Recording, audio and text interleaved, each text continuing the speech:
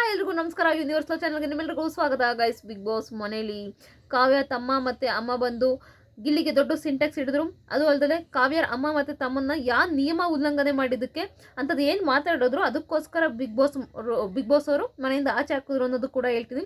ಅದೇ ರೀತಿ ಕಾವ್ಯರ ಅಮ್ಮ ಮತ್ತು ತಮ್ಮ ಗಿಲ್ಲಿನ ಹೊಗಳುತ್ತಿದ್ರೆ ಧನುಷ್ಗೆ ಯಾಕೆ ಅಷ್ಟೊಂದು ಉರಿತಿತ್ತು ಅಂತ ಕೂಡ ಹೇಳ್ತೀನಿ. ಏಕೆ ಅಷ್ಟೊಂದು ಉರ್ಕೊಳ್ತಿದ್ರು ಧನುಷ್ ಅವರು ಅಂತ ಕೂಡ ನಾನು ಹೇಳ್ತಾ ಹೋಗ್ತೀನಿ. ಮೊದಲಿಗೆ ಕಾವ್ಯರ ಅಮ್ಮ ಮತ್ತು ತಮ್ಮ ಗಿಲ್ಲಿಗೆ ಯಾಕೆ ಡ್ರಮ್ ಅಲ್ಲ, ದೊಡ್ಡ ಬಕೆಟು ಅಲ್ಲ, ಡ್ರಮ್ ಅಲ್ಲ, ದೊಡ್ಡ ಸಿಂಟೆಕ್ಸ್ ಹಿಡಿದ್ರು. ಯಾಕೆ ಹಿಡಿದ್ರು? ಅವಳ ಮಗಳಿಗೆ ಸಪೋರ್ಟ್ ಮಾಡಲಿ ಜನಗಳು ಅಂತ. ಅಂದರೆ ಅವಳು ನಾಮಿನೇಟ್ ಮಾಡಿದಾಗ ಅಕಸ್ಮಾತು ಧನುಷ್ ಹತ್ರ ಜಾಸ್ತಿ ಕೂತ್ಕೊಂಡಾಗ ಜನಗಳು ಹೊರಗಡೆ ನೆಗೆಟಿವ್ ಮಾಡ್ತಾರೆ ನೋಡಿ. ಇವಳು ಬುದ್ಧಿ ತೋರಿಸ್ಬಿಟ್ಲು, ಅದೇ ಥರ ಎಲ್ಲ ಹೇಳ್ತಿರ್ತಾರಲ್ಲ ಜನಗಳು. ಅದಕ್ಕೋಸ್ಕರ ಅವ್ನಿಗೆ ಇಷ್ಟಿನ ಡ್ರಮ್ ಹಿಡಿದಿದ್ಯಾ, ಅದು ಡ್ರಮ್ ಹಿಡಿಬೇಡ ಮೇಲೆ ಸಿಂಟೆಕ್ಸ್ ಹಿಡಿ ಅವನಿಗೆ. ಎಲ್ಲರ ಫ್ಯಾಮಿಲಿ ಬಂದರೆ ಏನು ಹೇಳ್ತಾರೆ? ನಿನ್ನ ಆಟ ನೀನು ಆಡು, ನಿನ್ಗೆ ಸ್ಟ್ಯಾಂಡ್ ತಗೋ, ನೀನು ಯಾರ ಮಾತ್ರ ಕೇಳೋಕ್ಕೆ ಹೋಗ್ಬೇಡ, ಏನು ಸುದೀಪ್ ಸರ್ ಏನು ಹೇಳ್ತಾರೆ ಅದನ್ನ ಅಡ್ವೈಸ್ ತೊಗೊಂಡು ನೀನು ಆಟ ಆಡು ಅಂತ ಹೇಳ್ತಾರೆ. ಬಟ್ ಇವ್ರ ಆ ಫ್ಯಾಮಿಲಿ ಎಲ್ಲ ನೀನು ಗಿಲ್ಲಿ ಹೇಳ್ದಂಗೆ ಕೇಳು, ನೀನು ಊಟ ಎಲ್ಲ ಗಿಲ್ಲಿ ಕೊಡು, ನಿನ್ನ ಗಿಲ್ಲಿ ಬೈಯಕ್ಕೆ ಹೋಗ್ಬೇಡ. ಯಪ್ಪ, ಇಷ್ಟು ವಿಚಿತ್ರ ಫ್ಯಾಮಿಲಿ ಗುರು, ಇಷ್ಟು ಬಕೆಟ್ ಹಿಡಿಯೋ ಫ್ಯಾಮಿಲಿ. ನಾನು ಸೀರಿಯಸ್ಲಿ ಇಷ್ಟು ಸೀಸನಲ್ಲಿ ಇವ್ರನ್ನೇ ಫಸ್ಟ್ ನೋಡಿದ್ದು. ಅಲ್ಲ, ನನ್ನ ಮಗಳು ಚೆನ್ನಾಗಾಡಲಿ, ನಾವು ಕೇಳಬೇಕು, ಏನಕ್ಕಪ್ಪ ಅವಳಿಗೂ ನಿನ್ನಂಗೆ ಮೊಟ್ಟೆ ಕೊಡ್ತಾರೆ, ಅವಳು ನಿನ್ನಂಗೆ ಊಟ ಕೊಡ್ತೀವಿ, ಏನಕ್ಕೆ ಹಂಗೆ ಕಿತ್ಕೊಂಡು ತಿಂತೀಯಾ, ಅವಳಿಗೂ ನಿನ್ನ ಥರನೇ ಅಲ್ವಾ ಹೊಟ್ಟೆಗೆ ಬೇಕಾಗಿರೋದು ಅಂತ ಹೇಳೋರನ್ನ ಆ ಥರ ಕೇಳ್ಬೋದಿತ್ತು. ಇವ್ರು ಹಂಗಂದಿಲ್ಲ, ಮಗಳನ್ನೇ ಇದು ಮಾಡಿಬಿಟ್ರು. ಏನೋ ಜನಗಳು ಫುಲ್ ಸಪೋರ್ಟ್ ಮಾಡಿಬಿಡ್ತಾರೆ ಅನ್ನೋ ರೀತಿ.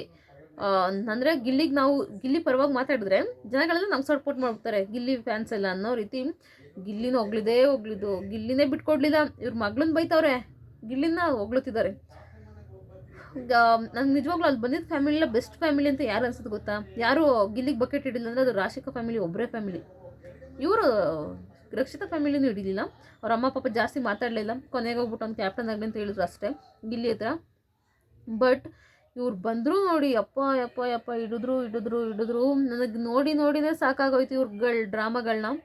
ನಂತರ ಅವರಿಬ್ಬರನ್ನು ಕರೆಸಿದ್ದಾರೆ. ಇದು ಏನಕ್ಕೆ ಇವರಿಬ್ಬರನ್ನು ಆಚೆ ಹಾಕಿದ್ದು ಅಂತ ಹೇಳ್ತೀನಿ. ಯಾವ ನಿಯಮ ಉಲ್ಲಂಘನೆ ಮಾಡಿದ್ದಾರೆ ಅಂತ ಈಗ ಹೇಳ್ತೀನಿ ನೋಡಿ. ಇವರು ಅಲ್ಲಿ ಕುತ್ಕೊಂಡು ಹೇಳ್ತಿರ್ತಾರೆ, ನಿನ್ನ ಗಿಲ್ಲಿಯಿಂದ ಕಾವ್ಯ ಅಂತಾರಲ್ಲ, ಅವ್ರು ಯಾರು ಹೇಳಿ ನಿನ್ನ ಅನ್ನೋದು ಅಂತ ನಿನ್ನೆ ಪ್ರೋಮೋದಲ್ಲಿ ನೋಡಿರ್ಬೋದು.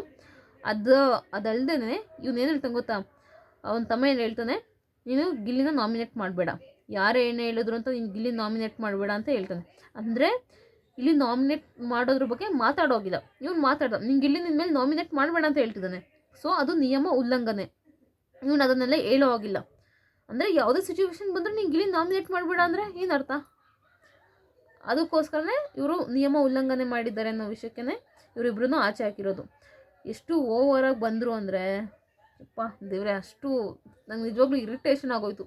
ಏನೋ ಎಕ್ಸ್ಪೆಕ್ಟೇಷನ್ ಇಟ್ಕೊಂಡಿರ್ತೀವಿ ಒಂದೊಂದು ಫ್ಯಾಮಿಲಿ ಮೇಲೆ, ಇವರು ಅದನ್ನೆಲ್ಲ ಮೀರಿ ಇಷ್ಟು ಓವರಾಗಿ ಆಡಿದಾಗ ನಿಜವಾಗ್ಲೂ ಅದೆಲ್ಲ ಹಾಳಾಗಿಬಿಡುತ್ತೆ ಅಂತಲೇ ಅನಿಸ್ತು ನನಗೆ ನಿಜವಾಗ್ಲೂ ಕಾವ್ಯ ಆಟದ ಮೇಲೆ ರೆಸ್ಪೆಕ್ಟ್ ಇದೆ, ಬಟ್ ಇದು ತುಂಬ ಓವರ್ ಆಯಿತು ಅವ್ರ ಫ್ಯಾಮಿಲಿ ಕಡೆಯಿಂದ. ಎಲ್ಲೋ ಇವರೇ ಬಂದು ಈಗ ಕಾವ್ಯ ಆಟನ ಹಾಳು ಮಾಡ್ತಿದ್ದಾರೆ ಅಂತ ನನಗನ್ನಿಸ್ತಿದೆ.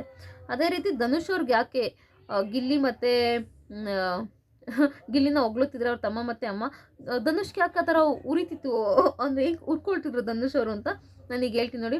ಧನುಷ್ ಆ್ಯಂಡ್ ಕಾವ್ಯಗೆ ಹಳೇದೇನೋ ಇದೆ ಗೈಸ್.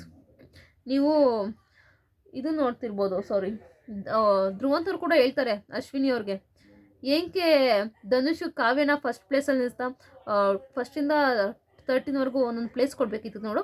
ಅದರಲ್ಲಿ ಧನುಷ್ ಇವಳಿಗೆ ಕಾವ್ಯಂಗೆ ಫಸ್ಟ್ ಪ್ಲೇಸ್ ಕೊಟ್ಟಿರ್ತಾನೆ. ಆಗ ಇವನು ಕೇಳ್ತಾನೆ, ಅಶ್ವಿನಿ ಅವ್ರು ಕೇಳ್ತಾರೆ ಅದೆಲ್ಲ ಮುಗ್ದಾದ್ಮೇಲೆ, ಏಕೆ ಧನುಷ್ ಕಾವ್ಯಂಗೆ ಫಸ್ಟ್ ಪ್ಲೇಸ್ ಕೊಟ್ಟ ಅಂತ ಕೇಳಿದಾಗ ಧ್ರುವಂತರು ಹೇಳ್ತಾರೆ, ಅವಳು ಏನೋ ಹಳೇದಿದೆ ಬಿಡಿ ಮೇಡಮ್ ಅಂತ ಅಂತಾರೆ. ಆ್ಯಕ್ಚುಲಿ ಅವರಿಬ್ರದ್ದು ಏನೋ ಒಂದು ಹಳೇ ಸ್ಟೋರಿ ಇದೆ ಅವರಿಬ್ರದ್ದು. ನೀವು ಅಬ್ಸರ್ವ್ ಮಾಡ್ಬೋದು, ಸ್ಟಾರ್ಟಿಂಗಲ್ಲಿ ಫಿನಾಲೆ ಅಂತ ಇರುತ್ತೆ.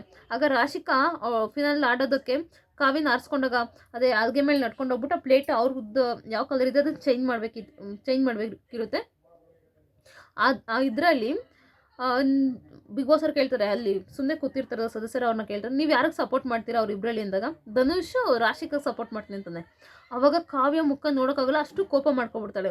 ಅಂದರೆ ಅದು ಆಟ ಮುಗ್ದಾದ್ಮೇಲೆ ಗಿಲ್ಲಿ ಕೂಡ ಕೇಳ್ತಾನೆ, ನಿನ್ನ ಜೊತೆನೇ ಕೂತ್ಕೊಳ್ತಾರೆ, ನಿನ್ನ ಜೊತೆ ಯಾವಾಗಲೂ ಮಾತನಾಡ್ತಿರ್ತಾರೆ, ಬಟ್ ಯಾಕೆ ಅವಳಿಗೆ ಸಪೋರ್ಟ್ ಮಾಡಿದ್ರು ಅಂತ ಕೇಳಿದಾಗ, ಬಿಡು ಏನೋ ಹೋಗ್ಲಿ ಅದ್ರ ಬಗ್ಗೆ ತಲೆ ಕೆಡಿಸ್ಕೊಬೇಡ ಅಂತ ಕಾವ್ಯ ಅಲ್ಲಿ ಗಿಲ್ಲಿನ ಸಮಾಧಾನ ಮಾಡ್ತಾಳೆ. ಬಟ್ ಇಲ್ಲಿ ಅವ್ರದ್ದು ಹೊರಗಡೆ ವಿಷಯನೇ ಬೇರೆ ಇದೆ. ಬಟ್ ಇಲ್ಲಿ 100% ಧನುಷು ಅವ್ರ ಅಮ್ಮನ ಆಯ್ಕೆಯಂತೆ ಅವ್ರ ಅಮ್ಮ ಇಷ್ಟಪಟ್ಟಿರೋದ್ರಿಂದ ಮದುವೆ ಆಗಿರೋದು ಅಷ್ಟೇ. ಅವ್ರ ಇಷ್ಟದಿಂದ ಅಲ್ಲ ಅಂತ ಮಾತ್ರ ಗೊತ್ತಾಗ್ತಿದೆ. ಅವರು ಬೇರೆ ಹುಡುಗಿನ ಲವ್ ಮಾಡಿದ್ರು, ಅದ್ಯಾರಂತ ನೀವೇ ಅರ್ಥ ಮಾಡ್ಕೊಳ್ಳಿ. ಇಷ್ಟು ಮಾತ್ರ ಹೇಳ್ಬಲ್ಲೆ ಅಷ್ಟೇ. ಇಷ್ಟು ಇವತ್ತಿನ ಎಪಿಸೋಡ್ನಲ್ಲಿ ಆಗಿದೆ ಆಲ್ರೆಡಿ. ಇನ್ನೊಂದು ಸ್ವಲ್ಪ ತೋರಿಸ್ತಾರೆ ಹೆಂಗೆ ಹೋದ್ರು ಅಂತ.